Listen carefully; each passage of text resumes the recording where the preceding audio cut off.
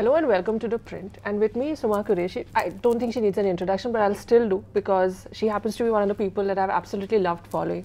I went to watch the first day first show of XXL, by the way. Oh, lovely. And this is something that I would actually want to start the conversation with. That do you think, like over the years, we know we've had criticisms about always obsessing over a perfect size, and we've also done it because we all look at Bollywood as the gospel of telling us how we should look and how we should be as women, fortunately and unfortunately. What was the idea behind making that film? And do you think that now it has changed, that we do see women across color, shape, size on screen, or do you think it still needs a lot of work to be done? Well, सबसे पहले तो I think my character in the film, Rachi Trivedi, is so much like you.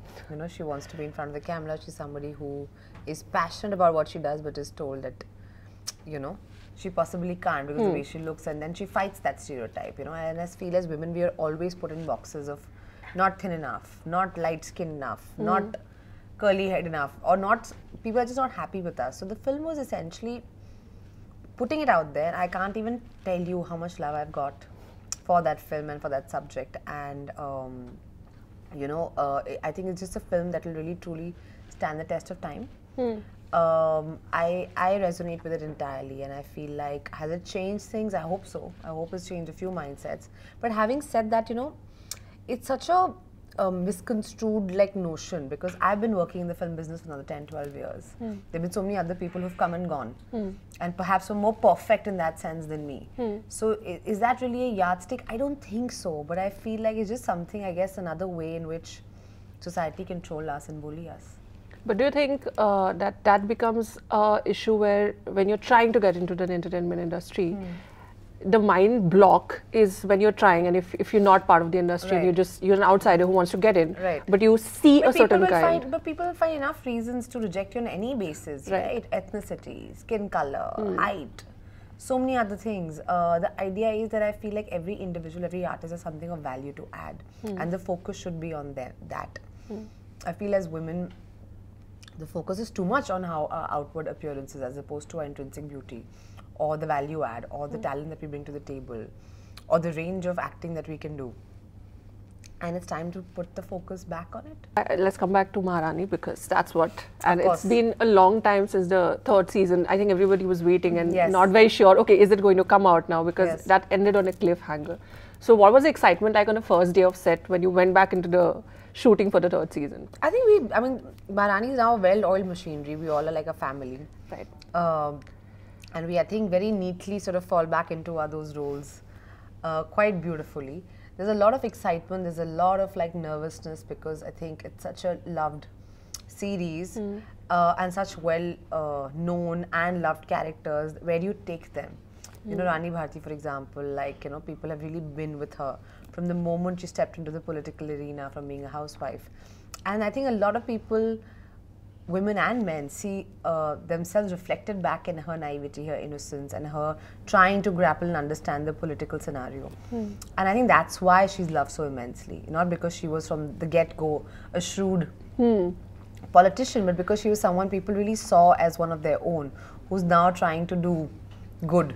So I think, there's a lot of nervousness always. There's always a lot of excitement.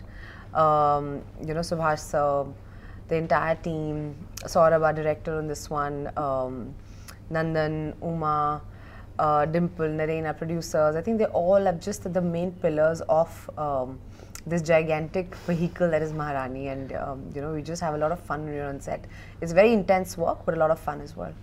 Okay, so I mean, I've again watched the show from the very first season, and then there's, I think, also when, like you said, we're so waiting for what's next, and I think we're also now getting used to watching a lot of shows on politics. I think it has become like a vocabulary for a lot of us, and we sort of wait expecting it. For a lot of people, I think this was also a surprise, because they were expecting something dramatic, a lot of action suddenly happening, and yet this is more of, okay, taking a step back. Like the season is more about, okay, let's wait, let's have patience. And I don't think me as a person also, I don't think I have a lot of patience. So for me also, it was like, oh, I have to now take a pause and see what's happening. Okay, what's going on in her mind. Right. And she's taking those steps, because I think it has raised the expectation even more, because it's like, okay, this is that phase, you know, the calm before the storm. So what's the storm going to look like? I don't know. I mean, there's a lot of predictions, a lot of fan theories going around. I'm not one to entertain any of them, but I think the logical step would be that she would,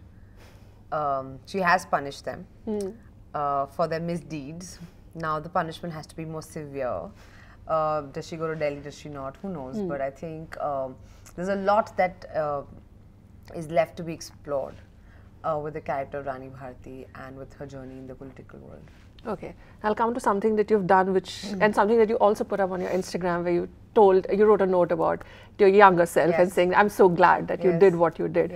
That's something I think, I know everybody does it. Like we look back at our Facebook memories and we go, "Ew, what were we writing?" But then there are also moments where, like, thank God I did not choose this subject.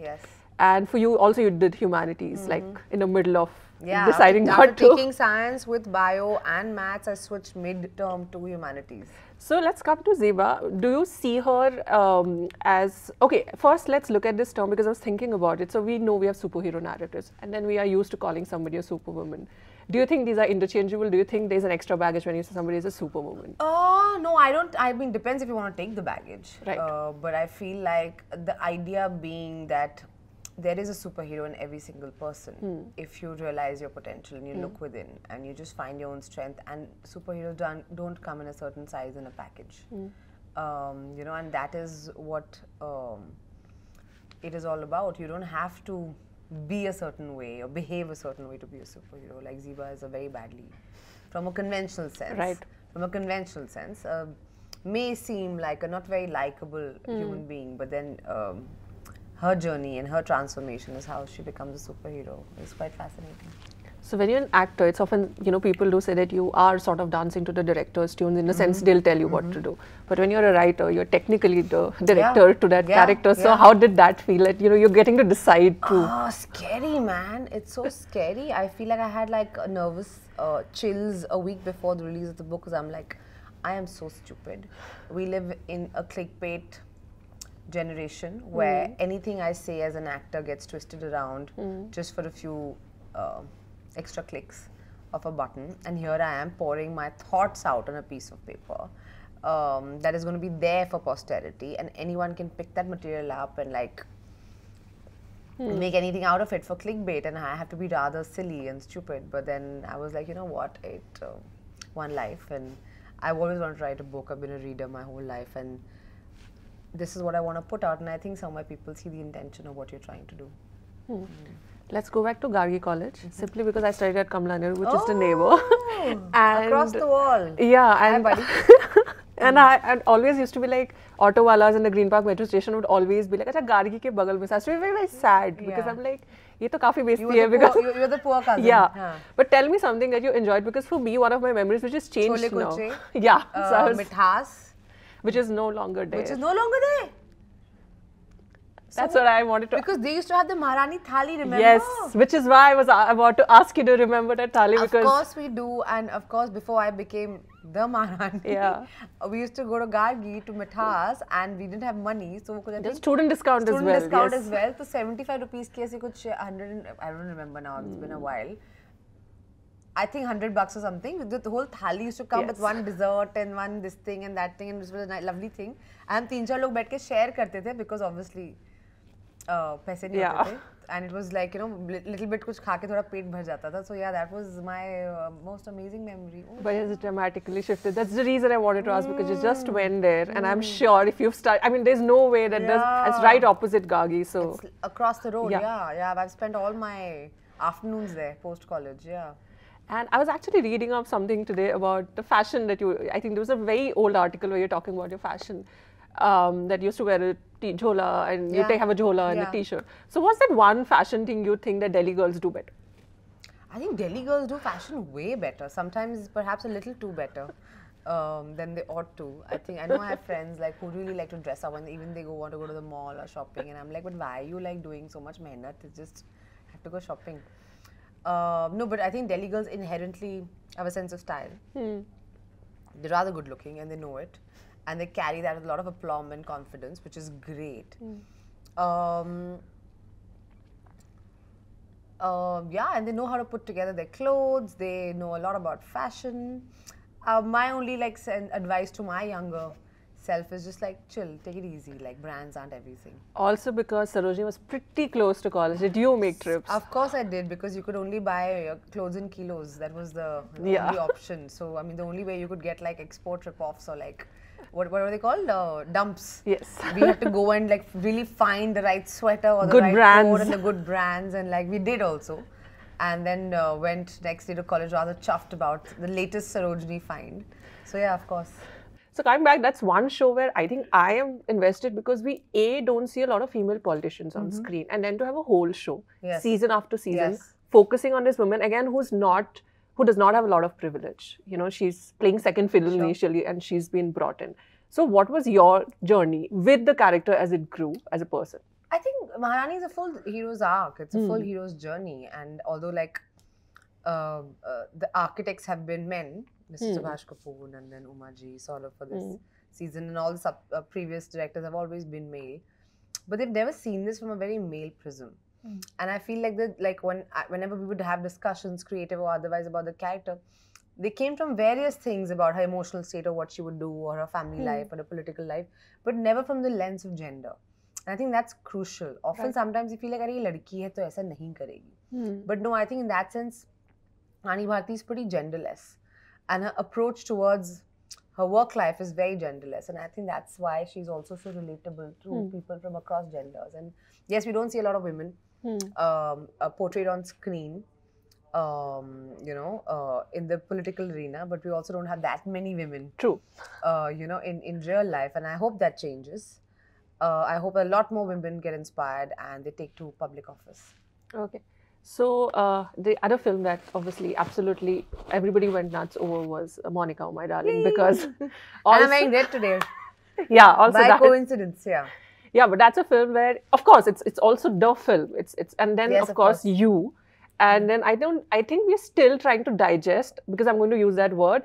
I think when women are not playing by the ball and they are doing their stuff, I think we still have this judgment on. We're not okay with that. Yeah, we just immediately, my God, what did she do? Yeah. And then we're just trying to scramble for answers. Was it delicious to do something like that? Because for me, watching it was so cool. It was divinely, disruptively fun. I love being a disruptor, in case you haven't noticed. Of course. I love when somebody tells me, "Oh, you can't do that," and I'm like, "Why? Ab to meko wahi karna hai." You know, and I think for me, like interestingly, also Monica came just after season 1 of Maharani, so everyone's a bit like, "Whoa," because I think people had by then really bought into the whole de-glam Huma, and you know, I think people just very quickly want to put you in a box, and I'm like, "Hey, you can't put me in a box because I can also do this," you know, and I love singing and dancing and doing all of that, and I hate being told what to do. Baby does not like to be put in a corner. So yeah, I really enjoy playing Monica. I think thanks to Vasan, who saw me as that, and so many people then later came to me that, "Oh, only you could have done it." I perhaps wasn't the natural choice for it, because you know, when you say, "Oh, there's a glamorous girl who everyone's office having like a thing for," one would go to the more vanilla conventional options. No disrespect, but you know what I mean, right? Like, and I'm not vanilla. I'm quite... What? You know I'm not vanilla. I don't want to give myself an adjective because that would make me sound really vain. But I've done like some 20 interviews today. This is one of the last ones. So I'm just being like candid now. Good for me. Yeah. I'm just like, bol dete hain. Then I'll come to Tarla, because again, I remember doing a story on like her, and then speaking to a lot of people who would remember that character. But was it like very difficult also because she's already such an icon? And I think for a lot of us, for hostelism, I also stayed in a hostel. The first things when you Googled back then was her recipes. You know, they would make you survive in hostel. Tough, yeah. पहला biopic कभी किया नहीं. पहला Gujarati character, Gujarati Marathi आती नहीं. You know, Delhi की लड़की हूँ तो मतलब इतना पता नहीं है. तो मेहनत की काफी. और दूसरी चीज़ है कि I don't look nothing like Tarla ji. You know, she was much shorter, different build, facials, everything was different. But I was like, I took it as a challenge because I'm like, okay, I'm not going to try and imitate her because that's impossible. I can't structurally do something about how I look. That's impossible. But perhaps I can capture the essence of her. And that is what the whole objective was. So all the interviews I saw of hers or stuff that I read about her or met her children, I just tried to capture who she was, you know. And she had a lot of childlike qualities. You know, she loved feeding people. She loved experimenting. You know, she was a hardcore vegetarian. So I joke often that, you know, you can know what a great actress I am by how I react to chicken in the film. Because I'm just like, yuck, chicken. And I'm like, batata masala. And I'm just like, in my insides are going like, what? This is a twisted world. But yeah, no, I think it was a privilege and an honor to play Tarla Dalal. I think she really is an icon. She was a feminist and the OG right before one even knew what those women were. The first ones to go out of the home and work and create a name for themselves. Especially back in the day where it was really not even an option. You know, her first cookbook to come out, her first show to come out. So it's really been an honor. And for me, the greatest compliment was his kids telling me, who of course are like much older than me, coming on set and getting very emotional and holding my hand and saying, you're playing our mother. And I'm looking at these salt and pepper gentlemen being like, yes sir, I am playing your mother. And just being like, you know, you remind us of her. And that for me was just the hugest compliment ever. Did you fall in love with any vegetarian dish after that? Sure, anything with potato I'll eat. But only potato, I'm like, no, I need my meat. I'm a meat eater. I'm a meat eater. Yeah. So was it one dish that you have to have when you come to Delhi, which is non-vegetarian? Oh, lots of things. Yeah, my mother makes an excellent biryani. My dad is nihari, which is too good at Salim's. Butter chicken with naan. When is the interview getting done?